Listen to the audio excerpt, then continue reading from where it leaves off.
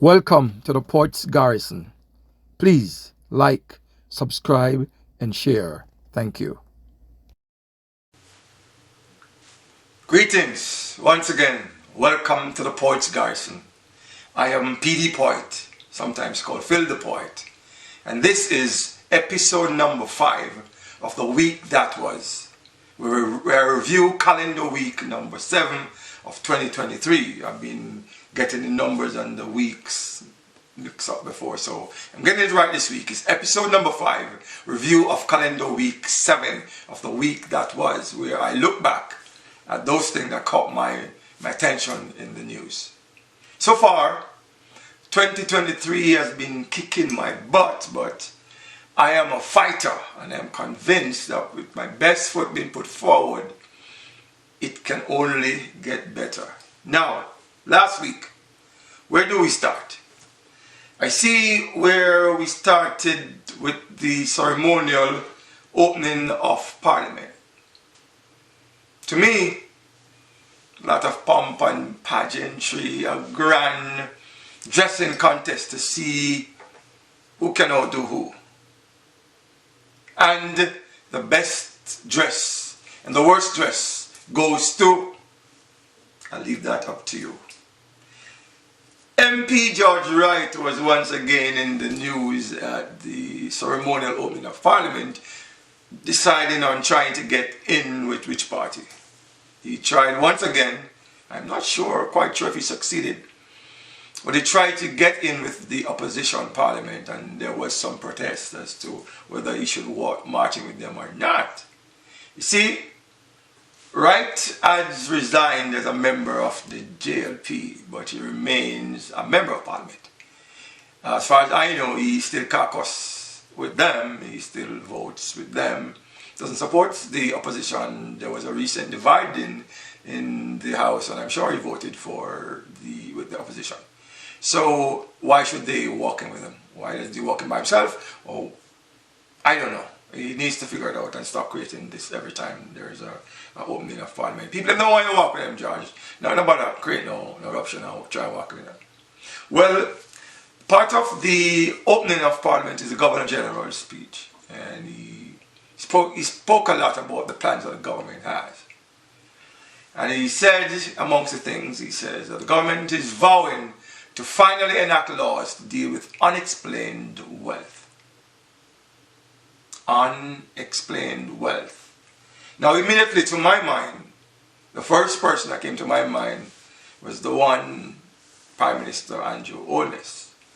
And I flash back to his declaration of assets and liability that the Integrity Commission still cannot verify for 2021.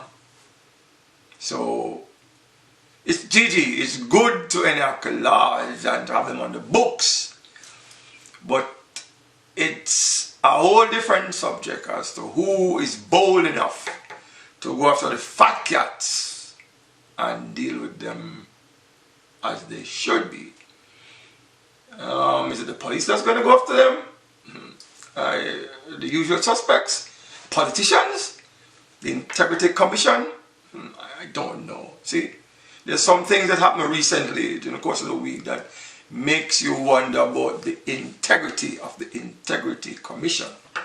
Now, among the things that the Governor General says was that the US 188 million Maypen to Williamsfield leg of Highway 2000 will be completed in August. I can't wait for that to become a reality, because when I go to Jamaica and I have to drive from Kingston to Trelawney, that is my route, and I love to see it completed. I know it to be a lot of stress taken off the drivers along that route. Now, I also saw in the news that the teachers are still going for what they think they rightly deserve, and I'm totally with them, because as I've said so many times, teachers ought to be paid and ought to be some of the best earners in our country, because every career, every profession has to have teachers. So the 25,000 strong Jamaica Teachers Association has signaled to Minister Nigel Clark and the government that they will not be strong-armed by the government in signing the compensation restructuring agreement by the end of the current fiscal year in March. The government, them said, we'll take with time and deal with it, we'll have to come back to the bargaining table. So it don't look like it's going to be pretty, because the minister is making some talk. The minister said, in his usual way of explaining, nerdy way, it should be abundantly evident that there is no room in the upcoming fiscal year for salary payments related to 2022-23 to be made. That's what he said. He told the House of Representatives that the $338 billion in the upcoming budget only contains 2023-24 salaries. So, salary is outstanding in the back. I'm sorry for the public servant, them, you know, because it got sticky. It got really, really sticky. And I find it amusing sometimes when the minister speaks. I mean, well, I guess I'm not a part of his targeted audience, so it's not that important if I get it. So maybe some of the people I'm talking to get it. But he said, any of these amounts not paid this fiscal year will have to be paid over a number of years, beginning in the fiscal year that follows the upcoming one. I don't know, brother. You mean to say you couldn't find a simpler way to deliver that unfortunate piece of news, Minister? And speaking about salaries and all them things and negotiation, I see where the government has found work for another member of the Boys Club. Former Army Chief Rocky Mead, he gets an ambassadorship to oversee strategic initiatives. To my mind, a classic case of them finding work. Finally finding some work for him, or some job for him, some position for him up at Jamaica House. Because recently he was offered a position, he declined it. So now they finally find something where he can take up. Former Army Chief Rocky Mead has been appointed as ambassador plenipotentiary with responsibility for national strategic initiatives. Sounding like penitentiary to me, that's how it sounds, the word there, a big word, right? And I see where the opposition is voicing issues with this appointment. According to the opposition spokesman on finance, Julian Robinson, the opposition calls on the Prime Minister to clarify where this newly created post will fit within the public service, as it appears to overlap with the existing positions and responsibilities, which would be inefficient use of scarce public resources. I don't know, Rasta. Them need, I don't know, they need some answers and they need for it. It just show, just give him a position, give him a position. You know? And I'm talking about Jamaica House, the office of the Prime Minister has been the subject of a cyber attack. Now, that makes me wonder and think, NIDS, if you're not protecting Jamaica House from cyber attacks, how will you protect the data, the people's personal data that you will have collected on the NIDS? Makes me scratch my beard. Now, I see we're an issue under the Road Traffic Act 2018, the RTA 2018 was being discussed, wherein the Act says, effective February 1, 2023, all driving schools and driving instructors are required to be licensed to teach driving, and including a registry maintained by the Island Traffic Authority. That sounds reasonable and fair. The only problem here is there is no such unit or department set up as yet to manage this process. None exists. Now, this sounds like a case of putting the cart before the horse. You're not making sure your I's are dotted and your T's are crossed before you roll out. It sounds like backward thinking. It don't make any sense. And when people criticize it and say, hey, on a point and say, hold on there, and me did create it. Yeah, look man. Me sell you my house and you fix it my house and then sell it to somebody else and then meet it and say, look, the roof on the room on the back a leak. You can't tell me or tell anybody say, I me did have the house first. So I make sure you fix it. You fix it and sell it. Responsibility is yours. You understand? The responsibility is yours. And the Integrity Commission has been in the news quite a lot in the last week. And in another instance, they referred a former senior official of the St. and Municipal Corporation and a contractor they referred him to the corruption prosecution on allegations of fraud linked to a 47 million COVID contract that was claimed to be irregular and lacked integrity. Refer them again to the Integrity Commission. Man, me not think I've done for worry about it now, because based on what we see the Integrity Commission do, the case against them will soon drop. No charges will be laid against them.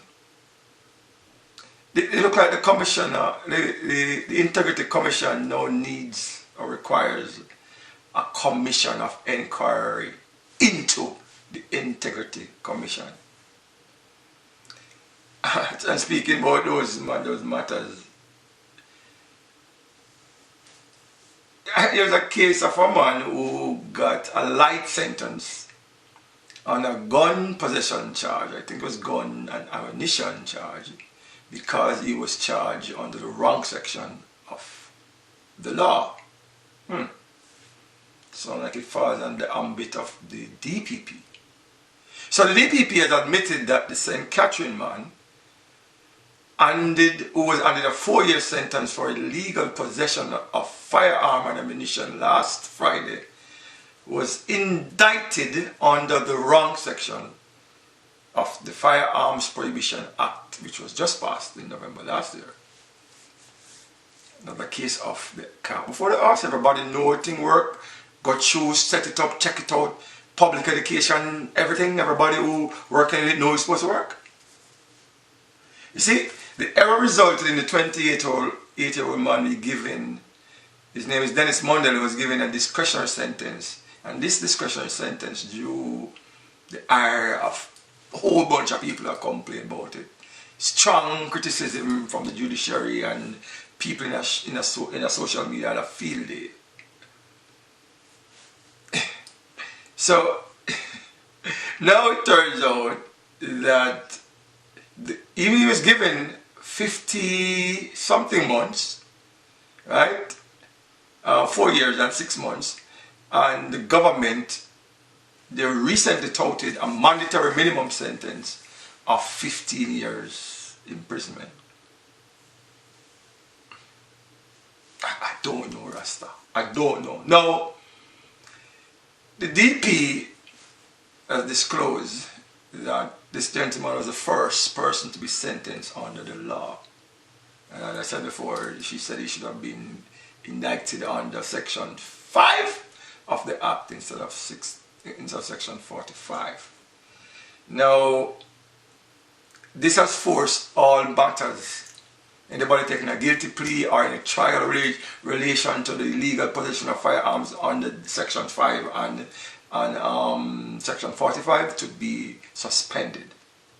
They kind of going to go sit down and try to sort it out, make sure the dots are, everything is lined up now. Yeah, doing it backwards. And on top of that, the DP, he set to appeal the 4-year prison sentence, and it's her fear office blunder now. So she's now going to be appealing based on a blunder of her office. And I see where some people in the legal profession is accusing her of an abuse of process. You know? Yeah. To me, it looked like an abuse of authority. You know? One lawyer called it absurdity. An absurdity. Defense lawyer Paul Gentle said it's an absurdity. And he questioned the rationale of the DPP appealed an error that was made by her office in that the offender was indicted under the wrong section of the law. See, there's lots of new laws being enacted, but are they being dealt with properly, and is there adequate training, public education, stuff? I don't know. It look like I don't know.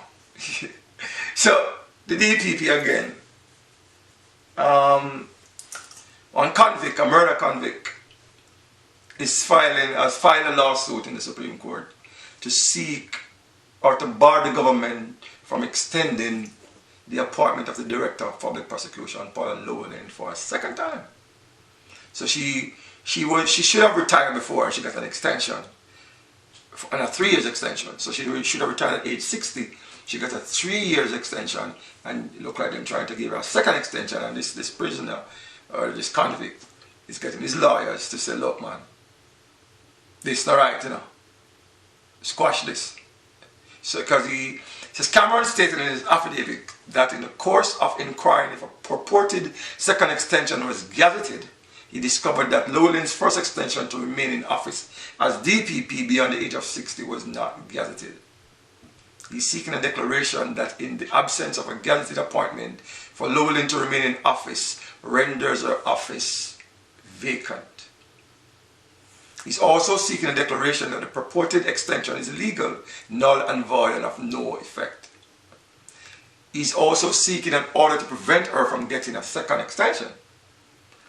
Llewellyn was granted a 3-year extension in July 2020, as she was due to retire in September 2020 at age 60. Prime Minister Andrew Holness, in announcing her tenure, had said she performed well over 12 years in office. The then opposition leader, who was Peter Phillips, had objected to the extension, but Andrew being Andrew, go ahead and do what Andrew does. check out last May cartoon, and a cartoon that I came across made me stop and say, wow, if that cartoon kind of put a spotlight on a situation. A policeman in a cartoon stop a taxi, and the taximan look like him go beg, say, do boss, no matter. Policeman say, nobody beg, we not ticket you. We just stop you for an emergency charter cause the squad car out of service. Now, I remember a discussion in the Senate earlier about the availability of cars at police stations, and it led to a big back and forth between the opposition and the government. The cartoonist here, the cartooner, kind of knock it on it. Take a look at the cartoon.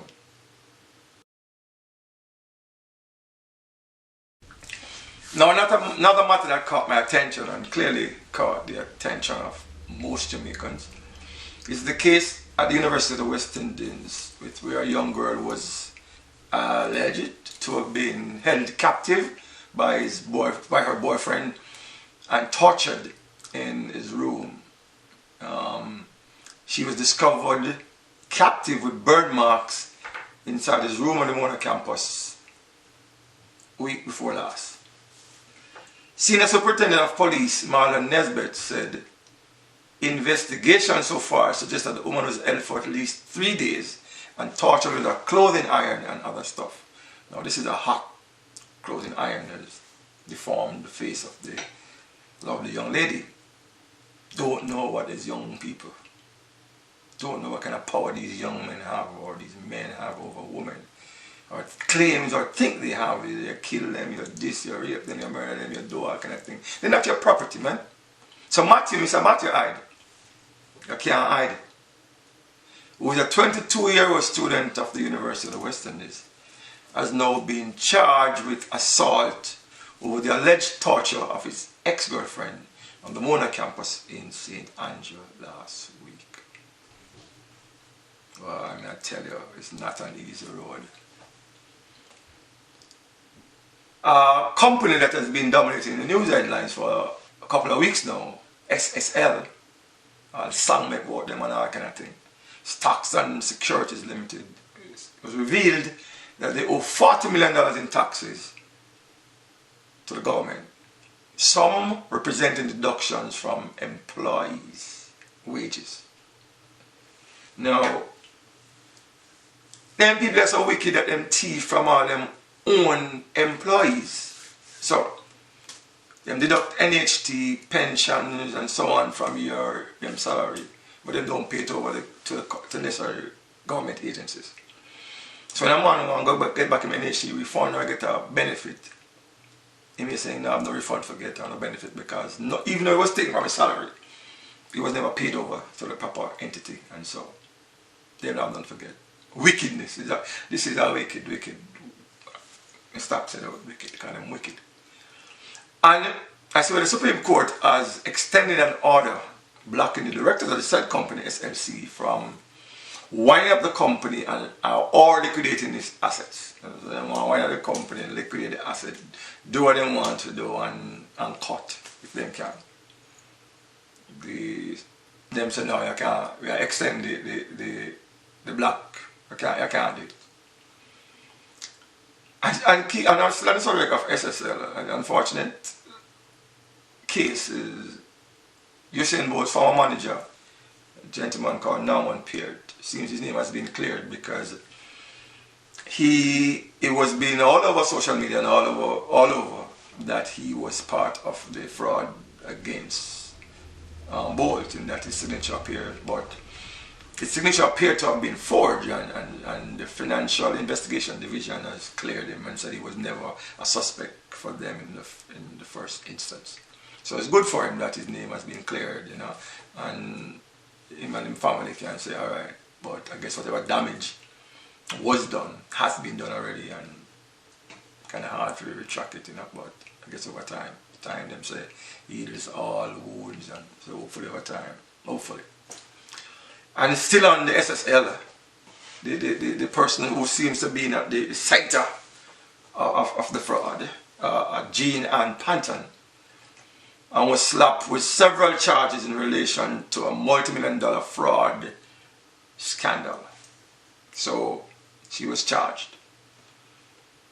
In recent weeks, we have seen arrests being made against women from the NCB and so on.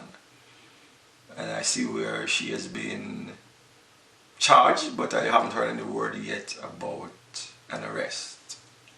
And on the subject of women and frauds, well-known Jamaican radio host, I think he's a psychologist, Lekem Semaj, and I had an article out last week that had some people scratching their head where he says women were now stealing, I'm not quoting him, but were stealing now because they are in positions of authority that they weren't accustomed to before, and these positions were held by men, so now it's the woman turn to steal. I don't know, Bridget, if that is I don't know. And a lot of people had a lot of things to say about it, but we'll see where that goes, if that goes anywhere with that. SOEs.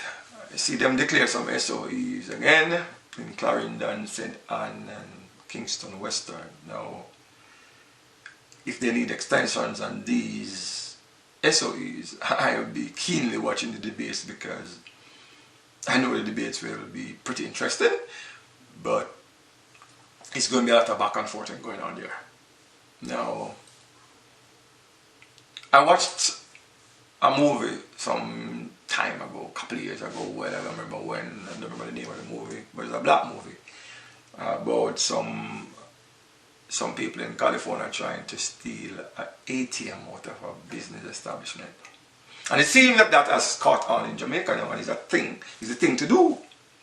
So in recent times, there have been 3 cases of issues with incidents with ATMs. So a man was reportedly killed by the police. He was claiming that he was in a shootout with the police, who responded to an alleged robbery of a National Commercial Bank ABM in Landilo, Westmoreland. and keeping in Westmoreland. An ATM was previously stolen in Darliston, in the same parish as Westmoreland. And one belonging to Jamaica National, I think, was vandalized in Spaldings. I tell you, Spaldings in Clarendon, the one them are goofy. It's crazy. The operations at the Registrar General Department, island-wide, they have been crippled. Operations were crippled because dozens of employees were called in sick. Workers were restive over aspects of the public sector compensation review. The RGD is the birth, marriage and death records. Again, Minister Nigel Clark, are you a portfolio? Are you either way the crown, you know? So it's a whole lot of people want them things, want them to be properly compensated. Now, on a very interesting matter, I read where they said notices have been mounted on the gates of property along Lady Musgrave Road in St. Andrew, indicating that the lands will be needed for public purposes. The proposed expansion of Lady Musgrave Road is a part of the 8 billion Special Capital Expenditure Program. Well, I have no problem if they change the name from Lady Musgrave. You know, and have no relevance not to the day and to the society. So they change that. But I'm wondering if these people, these upscale, uptown people, will be treated like they treated those in Clifton. Will there be bulldozers going to knock down thing and push down thing, and will there be a public uproar or pushback? I'm waiting with bated breath to see what goes on there, how that is treated. Now, there is a song that springs to my mind. Ancient monarchy, Frisco Kid, I think, do it. A pure juvenile run downtown, run downtown, run downtown. It look like a tune. Because we say an incident at a school in downtown, right? Denham Town High, I think it is, where two, I don't know how to define them, two students were seen on video kicking and beating an elder student who looked like he was a sixth form or something, because he was wearing a white shirt as opposed to them. I don't know what the case, what the allegations against him were, but what struck me is that the persons putting on the beating, their pants looked like they were almost ready to be pulled down. Look like they were loose, and their belt buckles, their belts were unbuckled. So I'm wondering what's going on here. And the guy was told to go on his knees, and some people are wondering why this guy never fight back or pick up a chair or whatever. But them man look like man done for his school, you know. And the little man will know, say, know the reputation, know what them capable of. So them decide saying, I want more of them, take him, kick them or whatever, and live to see another day, you know. And boy, it's a breakdown in family, parenting, lack thereof, bending that tree from its young, growing up a child in the way they should be grown. And they've had discussions about this subject, and some people say it's a modern day we live in. If you look at, I say, look, man. But speaking of youths and violence, they have charged them both. Both of them have been charged with occasional body harm, and it says that they remained in police custody until further investigations. Now, I see where a 16-year-old boy has been accused of using a gun to threaten a man, and he also has been charged by the police. Now, this happened in St. Catherine. The boy was charged with assault of common law, illegal possession of firearm and ammunition, malicious destruction of property, and assault occasional in bodily harm. 16 years old. It's sticky. Now, still on the subject of crime, it is being reported that all major crimes, all major categories of crime are down in Jamaica according to the latest serious crime statistics from the police, from the Jamaica Constabulary Force, and particularly murders are down by 26%. Bravo, bravo, bravo, and congratulations, and that, keep that up, you know. I don't know why I kill off so much other people, I don't understand. Last week at the gas pumps, motorists faced higher gas prices. That's not unique to Jamaica, no, it's not. It's all over the world that gas prices are. But still, my brother and my sister, them feel it. And especially in a country where ability to earn is not all that. If I pay them price there, sometimes you have to be a hustler, if you hustle something, it's not pretty, you know? So I saw where former Commissioner of Police, Lucius Thomas, was buried on Wednesday. And once again, I offer my condolences to his family. Now, on a more positive note, Shulette Cox, never heard of her before, but Shulette Cox has been announced as the new president of JAMPRO, Jamaica Promotions Corporation. I want to congratulate her for this promotion, as I understand that she's been with the firm, the organization, for over 20 years, and she started as an intern. Bravo, well done, well done.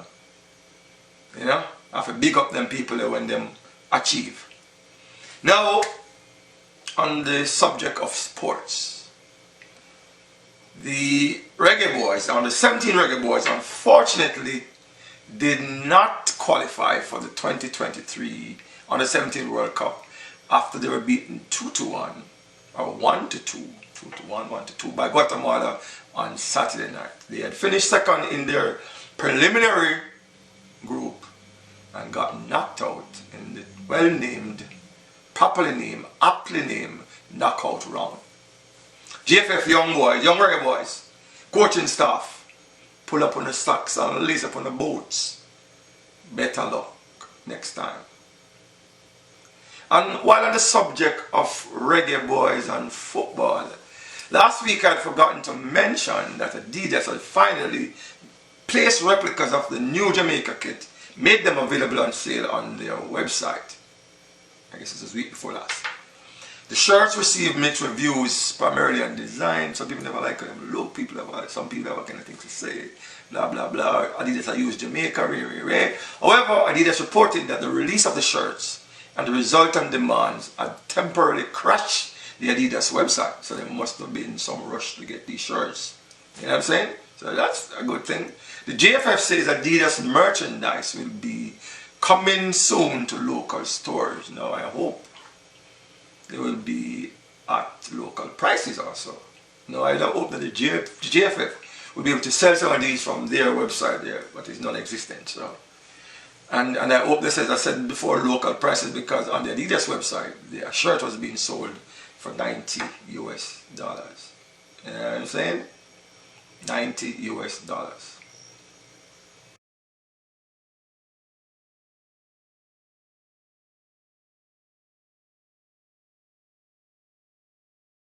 Still on the subject of football and reggae, this time the Reggae Girls, they were beaten 3-0 by Spain in the Nations Cup, first game in the Nations Cup in Australia.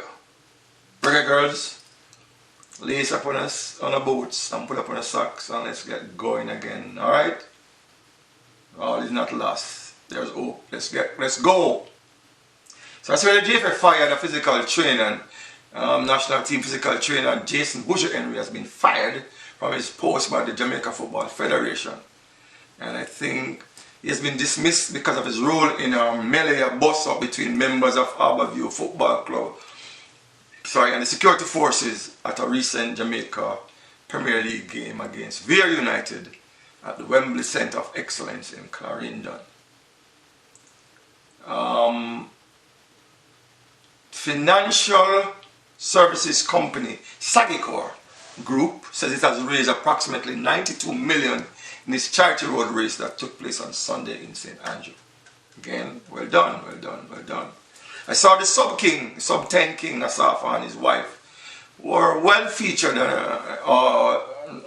in social media and all over. So all egos must now be fully caressed, and everybody should be happy and smiling for that. Jumping to cricket. The West Indies have won the Test series against Zimbabwe by 1-0. After, I guess the first game they drew the first game, so it was 1-0. After beating the African nation by an innings and 4 runs in the second match. Again, congratulations to the West Indies cricket team. And let's jumping back to football. Mount Pleasant sits at top of the Jamaica Premier League, followed by the Junglist Arnett Gardens. And talking about Premier League, I cannot not mention the English Premier League, where them Gunners, Arsenal, is still sitting on top of the league, followed by Manchester City and Manchester United. Now my team, Chelsea, is still languishing in 10th position, having been beaten at home by Southampton 1-0 on Saturday. It's never easy being a Blues. You feel the blues being a Blues, but hey, we live in hope of brighter tomorrows. So we'll see where that takes us. In the space of just 5 days, Jamaica has lost two of its outstanding track and field coaches at the high school level. Edward Hector died on Wednesday night at his home in Mandeville. His death coming just 4 days after the passing of St. Elizabeth Technical's Eldemire Smith last Saturday. Now, Hector was a middle distance coach at Homewood Technical High for several years, and he also had a stint at St. Elizabeth Technical. He was also a national coach at both the junior and senior levels. Condolences to both of their families. Now, on to entertainment. Sing J songwriter and producer Papa Michigan, who has made his mark on several stages worldwide in his music, and now the veteran is adding another title actor. Now, for those of you who are young and don't know who Papa Michigan is, he's one half the duo Michigan and Smiley, and they have famous hits as "No More Uptown Downtown," "We Come Together Under One Crown," "Social Barriers Are Broke Down," and also "Juggle It Them With Diseases, the most dangerous diseases." You know, them famous them tune. He's currently rehearsing for another title of actor.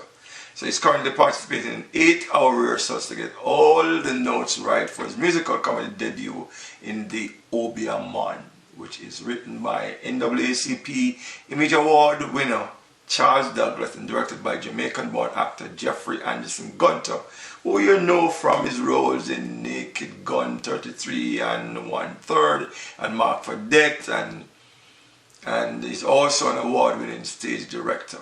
Congrats to Papa Michigan and the best of luck.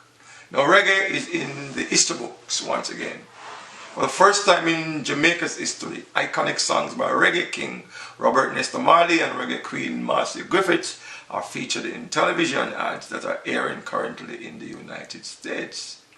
A remixed version of Electric Boogie by Reggae Queen Marcia Griffiths and Shaggy for Jeep premiered to millions of viewers globally last Sunday during the 2023 Super Bowl.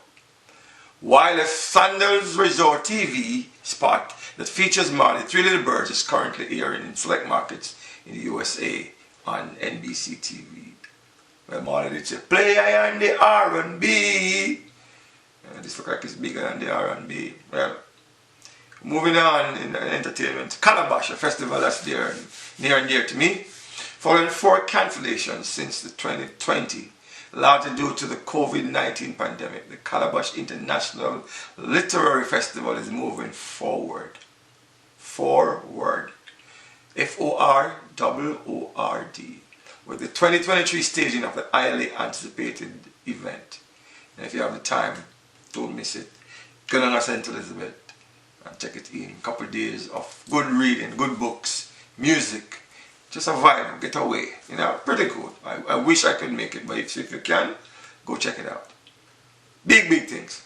Now, the biggest story of the week, last week, was the reported allegations against Prime Minister Onus. And the Integrity Commission has referred a report that implicated him in the awarding of contracts, in a conflict of interest in the awarding of contracts to a company where the director was well known to him, a business associate of him. So that was the recommendation, as was made in a 107-page report, which contained details of an investigation into the awards of government contract to Westcon Construction Limited between 2006 and 2009. This was reported in the international press. I saw it in Reuters and so on. It's not a good look. Definitely not a good look for Jamaica, nor for Andrew Onus. Onus left Jamaica just after the thing bust out. He went to the CARICOM Heads of Government meeting in Bahamas. And I for one am glad that Jamaica is again being represented at these meetings, because I've long complained that Jamaica wasn't playing its role in CARICOM. And especially in the last Heads of Government meeting, I don't think Jamaica was involved. So I'm happy to see Jamaica back there. I see where the opposition, PMP, is saying is appalled by the unprecedented news that Prime Minister Onus has been referred to the Director of Corruption Prosecution for possible charges in a multi-million-dollar corruption probe. Prime Minister Andrew Onus's office, after he had left Jamaica, then issued a statement strongly refuting or rejecting the allegations of conflict of interest. It's a story and a make-up on the Prime Minister. Yeah? And Onus has subsequently claimed that the matter was being referred to his attorneys. I hope he's not the one that I saw recently getting barred. Now, in the meantime, opposition leader Mark Golding says Parliament should pass a motion to refer the Integrity Commission's report on Onus to a special parliamentary committee.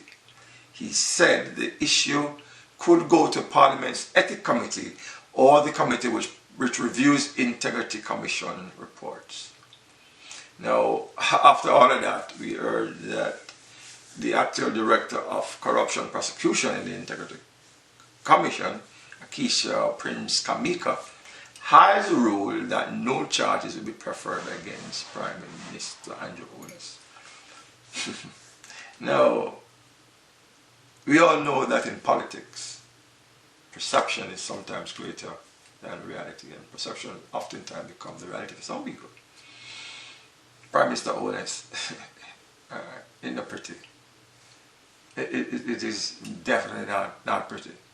So, it says the Director of Investigation of the Commission, Kevin Stevenson, had referred a report to Prince Kamika implicating the Prime Minister in alleged conflict of interest after he concluded that Onus may have influenced the awarding of millions of dollars in government contracts to the company of a business associate. Then you see the Prime Minister returning from Bahamas like a Teflon Don, even using the often used term bad mind and calling it a distraction. You brush it off. So, you can't stick Teflon. Bad mind. Bad mind is a term used often by people when backed into walls, backs against walls, and can't find nothing else to say to defend themselves. The Jamaica Chamber of Commerce says the Integrity Commission must provide further answers regarding its seemingly inept release of the report and ruling on the probe of conflict of interest allegations involving Prime Minister Onus. Prime Minister has said that the issue of corruption has now been made into a political weapon.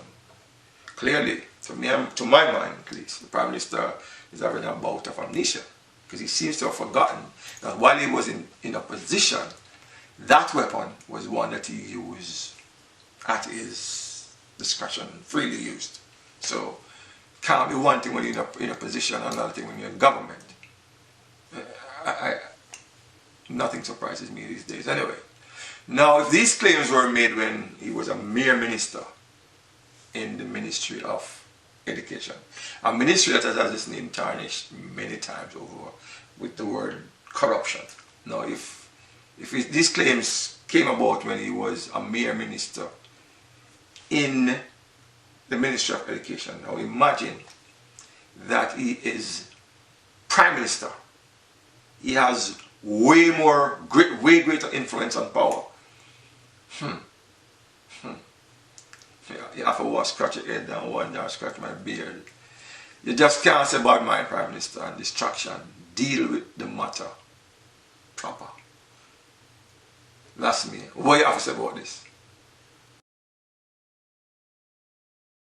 Now I end this episode by wishing you all the best for the upcoming week, and I thank you for your time and your patience in listening to and watching this program.